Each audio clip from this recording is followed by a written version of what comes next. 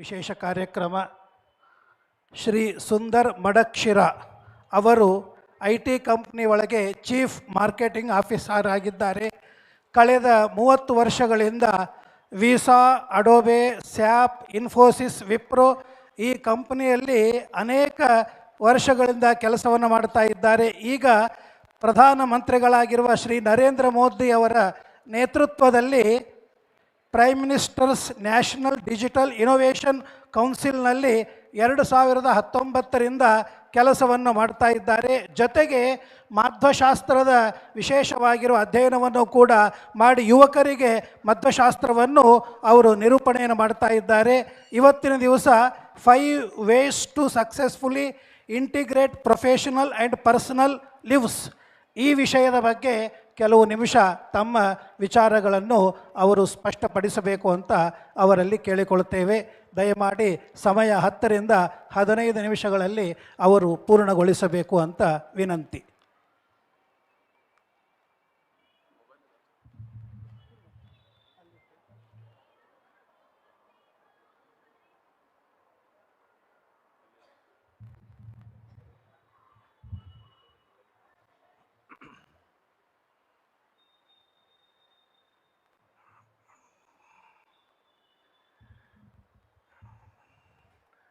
Shri Gurubhyo Namaha Hari Om.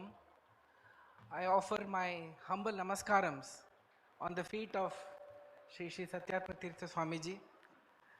As Madhwacharya very rightly said, it's very difficult to manage and match what he has just spoken about how we can integrate Madhvashastra into our daily lives. It has been a very interesting journey for me personally. I did my engineering and then I did my MBA from the TAPI Management Institute, and my life would have been very different had I not studied the Madhvashastra. I think I had the privilege of studying Madhvashastra at a fairly young age, but now I wish I had started even earlier. But no regrets. Everything that you get is a grace of God, and today by the blessings of Poojya Sri Satyatma Teertha, I started my learning at that age from different teachers, and then now it is continuing under the tutelage of Sri Shrikantachar Bayari and Srinidhi Achar Pyati. But today I just want to very quickly share my own experiences and why youngsters of today should be learning Madhvashastra. Many people have spoken here, and I'm sure many great scholars have spoken. So I am here not as an expert or a Vidwan, but a student of Madhvashastra. And I wanted to share some lessons that I have learnt in my life. The first one, we all start anything in our life by saying Gurubhyo Namaha Hari Om. Gurubhyo Namaha Hari Om. So Gurubhyo means plural. May I have lot of gurus, but only one Hari. This is not the state of affairs in every school of philosophy. In every school of philosophy, there is a great confusion. They have only one guru and they have several gods. Because we have several guru, only one guru, they have several gods. Because there is confusion. But in Madhvashastra it is very clear. There are many gurus. Everybody, everything. The Bhagavata says there are 24 gurus in our life, including a stone is a guru, and a snake is a guru, and it enumerates different aspects. So I think the first lesson that I would request we all take is that we are continuously learning in our life. I would like to share one research finding which has come in the last 2 months. Somebody who is heading the NIMHANS organization shared something very interesting with us. He said in the last about 30 years, people have been analyzing why the brain is deteriorating.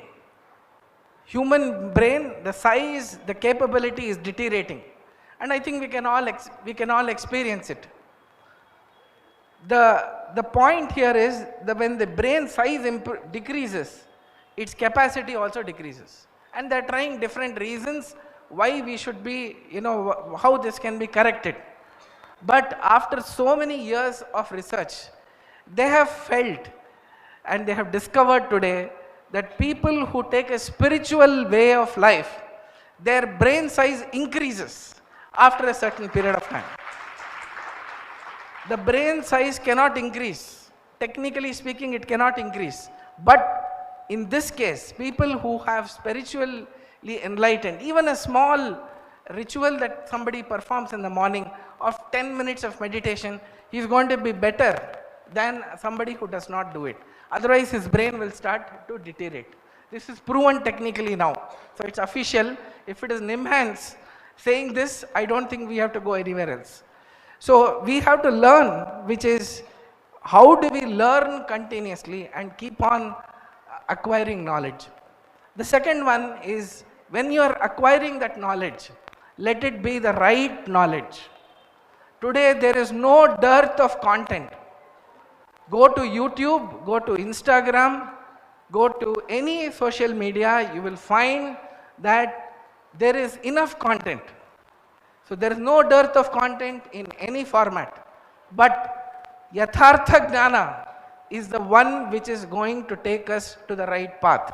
Otherwise, we will be left with more confusion than what it is before. So please validate what is the source of information you are getting. It's very easy to lose your way, because any knowledge which is not based on a sound Shastra with Pramana is not knowledge at all. It's very clear. The Upanishads tell you this. In Upanishad we have studied, we have learned this, that the Buddhi is the Sarathi and the Jiva is the Rathika, and it is able to control the horses. I think we have all heard it many times. But that Buddhi, if it is not educated with the right knowledge, is also wrong, because that Buddhi is not right. So just because somebody is giving content, just because something is on social media, please do not listen to it with your eyes closed. It is very important lesson for all of us. So people say that, there is no time for anything. Best way to get 1 hour extra in your life is to stop using social media. If you do that, even you will get so much time that you will not know what to do. So reduce social media intake. The social media is not made to expand our mind. It is not made to think at all. It is made for you to consume content as it is. As a member of the National Digital Innovation Council, one of the biggest challenges we are facing is how do you treat this overdose of digital content that people are consuming. 3 years back, NIMHANS in Bangalore has started a digital de-addiction center. That means people have become so mad that they are consuming content recklessly, and even 1 minute if they are the phone is taken away from them, their brain is exploding and they are not able to take this. We are all going to reach that stage. So before we go to such a bad state, limit. There is lot of positives on social media, absolutely no doubt, but limit the usage and see what is the source of that Shastra. Now when, this is a little surprising. Whenever we want to do something, we say, this is very good. I have learnt it, I want my children to study it. Some parents may say, I did not have this, but I want my child to have it.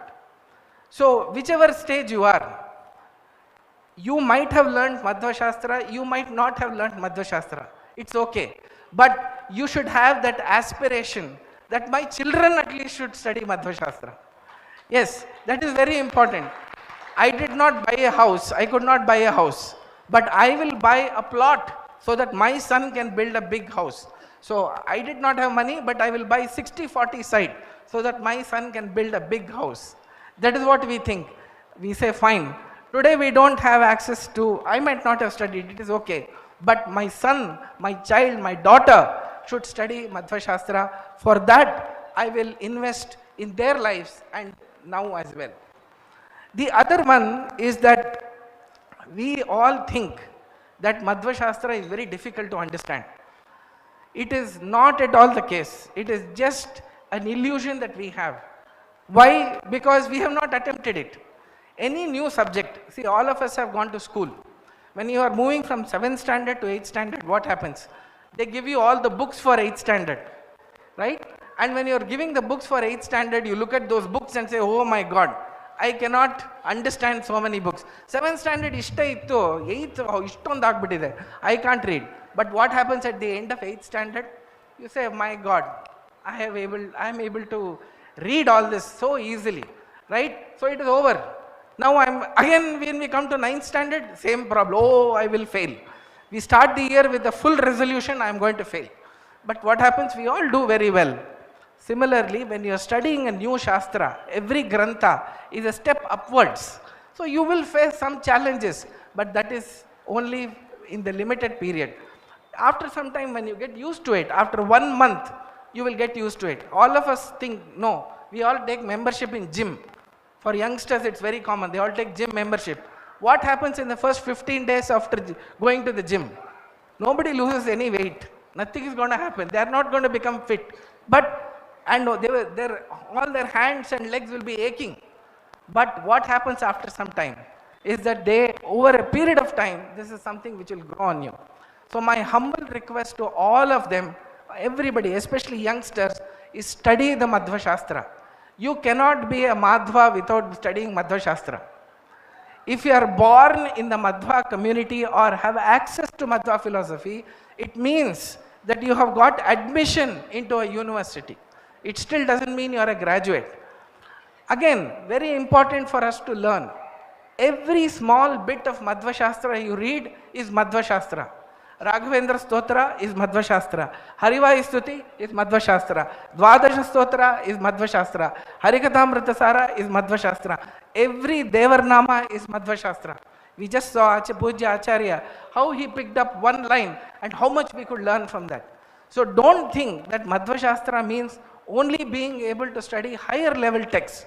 Yes, if it is in our destiny and God wants it, and with the anugraha of Poojya Swamiji, if we can study, nothing like it. But if we don't, no regrets. For this Janma, this is good enough.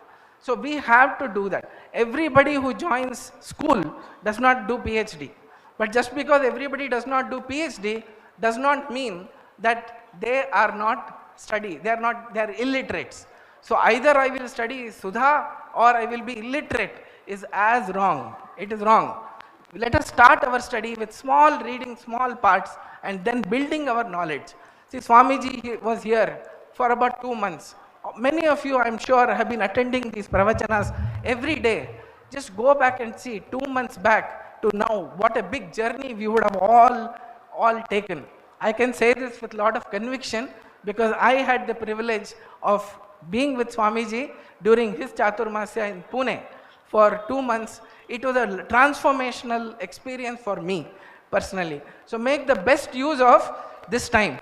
So before Swamiji goes, all of us have to sit on dharna here and say that he should bless us that we get to learn Madhwacharya, because that is the real phala of, that is the real fruit that we should expect from him.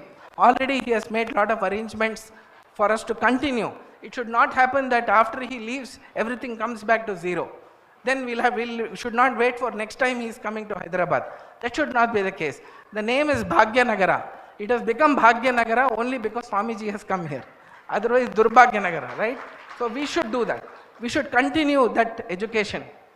Last lesson I would like to leave you with, that it is proven by research that 5 people who are around us should be the people who influence us a lot. Yare 5 jana who are always around with you, they will have the highest influence on you. So it is when we make a mistake, we realize we are making a mistake because we are with the wrong people. Somebody it could be a friend, it could be a relative, it could be anybody, it could be social media itself. So they are wrong friends, they are not your real friends. Imagine a life where you have 5 friends. Who are those 5 friends? Srimad Madhwacharya, Srimad Jaitirtha, Sri Vyasarajuru, Sri Vadarajuru and Raghavendra Swamiji. If these are your 5 friends, how will you ever go wrong? You tell me this. How will their thoughts not influence us? So therefore, make friends with these Swamiji, these great gurus. Make Guru your friend, because then he will get the knowledge. And my last point, which I would like to conclude, is with this single thing. No matter how much we learn, no matter how much we know, how much we excel in our personal and professional life, let us not have the ego. Because ego, so I think Acharya ji already said beautifully, that ego will come in your way. Water flows from top to bottom. Nowhere water goes from bottom to top. So therefore, if you want to aggregate everything in your life, you have to have that vinaya, that yes, you should have the pride. Whatever I have learned, I'm very proud. But I have a long way to go. And where should we get the prerana for this, for this vinaya? What is Madhwacharya doing? Naham karta, hari karta. He is sitting in front of Sri Vedavyasa even today and learning. Sarvagnacharya is learning from even today from Vedavyasarji. Jaitirtha has already said, Nashabdadau Gadaha, he has already said, I know nothing. A person who could have easily said, I know everything, and we would have been bound to accept it. There is no other choice other than to accept that Jaitirtha knows everything. Yet he says, I know nothing. And Vadaraja, who composed the great Rukmini Vijaya, says, I might have committed a lot of mistakes. Please excuse me for the mistakes. Please ignore it. And Raghavendra Swamiji goes even one step ahead. He says, when all these great people have said so much about Gnana, who am I to say anything? I'll just leave it like this. Whatever I had to say, they have already said it before me. So this is the approach I think I would suggest that everybody will take. If you want to be a perfect researcher, if you want to be a perfect thinker, if you want to be a perfect analyst, so nobody can research like Madhwacharya. Look at the number of granthas he quotes in his texts. Similarly, a perfect thinker and writer is Srimad Jaitirtha. You can't find a better writing than him. Not one place you can say he could have probably presented it like this. It's not possible. He is perfect. If you want to be a perfect analyst, if you want to be a perfect orator, who can speak like Sri Vadaraja Tirtharu? One line that he says is enough to say what a great way he has presented Madhvashastra. So we have all the knowledge that is available to us. Today I am so happy that Madhvashastra is available to everybody in every language, in multiple channels. Let us make the best use of this and take our spiritual level one step higher. Thanks to all of you to have listened to me. Special thanks to Sriman Swamiji for having given me this opportunity to come here. Thank you so much.